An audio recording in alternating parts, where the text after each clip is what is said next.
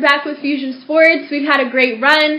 This episode had Coach Drew talking about some amazing shoes with Let's Kick It, and he brought up something that was going to definitely be talked about on this week's episode, and what is really important, I believe, just for the culture, not even just within women's sports, but something that women through any industry go through when it comes with deciding to embrace motherhood and becoming a mother, and how the limitations are set upon them, along with a lot of just the controversial opinions people feel when a woman decides she wants to have a child. So it's a really deep subject, but we wanted to take it and talk about it in the lens through professional women athletes and what they're going through. I don't know if you guys have seen WNBA powerhouse Skylar Diggins-Smith decided to open up and talk about her journey and her struggle right now with being a mother and being in the WNBA. She talks about the backlash that she had went through, and just really opened up to her Twitter followers about what it's been like for her since she gave birth. She told everyone, look, 2018, I played the entire season pregnant. And she got a lot of backlash from a lot of fans and from a lot of people in the media saying that she was a quitter and saying that she had given up on her team, when in reality she decided to take some months apart because she was suffering from postpartum depression. And maybe, did you ever think about maybe wanting to just bond with her child after being pregnant with a baby for 9 months and giving birth? I'm pretty sure a lot of women would like to take that time and to bond with their child.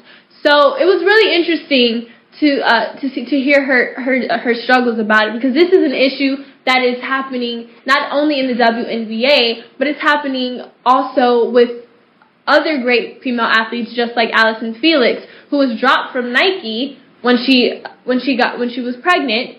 They dropped her deal, and she didn't have the support from Nike anymore because of what? Because she was giving birth, she wasn't marketable. That is the question I asked. What made Nike decide, okay, she can't do this? It seems like people think that once you have a child, that means that a woman's life is supposed to stop. She can't continue her career. She can't continue to do all things. Let me tell you something. Women can do anything, and they're ambiguous enough to do anything they put their mind to. We are clearly just shown. Allyson Felix just this year beat the fastest man in the world, Usain Bolt, with world titles. Okay, she beat him with the most world titles in Qatar, and she did that 10 months after giving birth to her son. That's right. She went back on that field, track and field, and ran and won the most world titles and beat Usain Bolt. Also, we got to get into another woman that's killing the game right now, Shelly Ann Fraser-Price. She also just had given birth to her son and also received a gold medal in Qatar.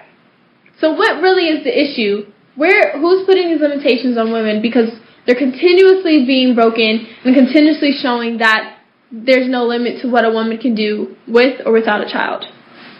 Also, we have to give it up to the queen of tennis, as I like to call her, Serina Williams. She won the Australian Open while she was pregnant with her daughter. She also went to mini Grand Slam and went to final appearances in the Grand Slam after giving birth to her daughter. That is 4 different women in 4 different respected sports industries who are killing it and have proven to be more than just a mother once they decide to give birth. So what's the question I want to ask everyone here is, who's putting these limits, and who's putting these constraints and dropping women or making them seem like they're a plague or it's an issue when they decide to have a baby or are pregnant? Someone's not going to be pregnant forever.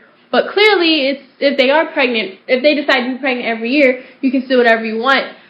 Skylar Diggins just proved, I played an entire season while I was pregnant with my child. What else can I do? What else can't she do?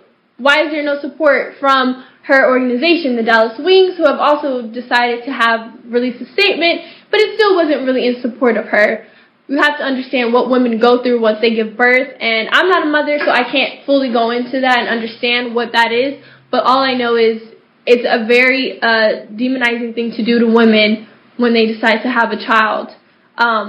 So, yes, it's very interesting to me.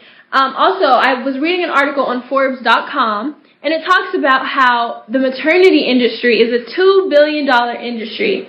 Where are the maternity lines? Why do we not get an Allyson Felix Nike collab line for pregnant women? Pregnant women love leggings, Nike leggings. You see pregnant women all the time. I don't care if you play sports or if you don't. Women love Nike leggings. And to have maternity leggings or, a collab with Allyson Felix, to be like, I wanted something with a little bit more belly, or something for a little bit more for my butt or for my thighs. Let's get these in. This is a more than $2 billion industry that people can be capitalizing on and marketing and helping women have more of a voice and having power and just allowing women to be empowered. This conversation exceeds further than this episode, and it really needs to start a conversation on what we can do as people to stop it, because it's not okay and it's